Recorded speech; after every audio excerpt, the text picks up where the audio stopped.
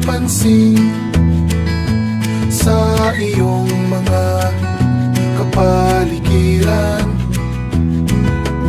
Kay tuminag ng hangin, pati na ang mga ilog natin.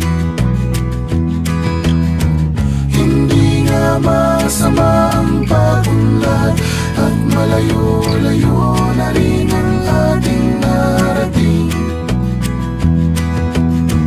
Ngunit masdan mo ang tubig sa dagat, dati kulay asul,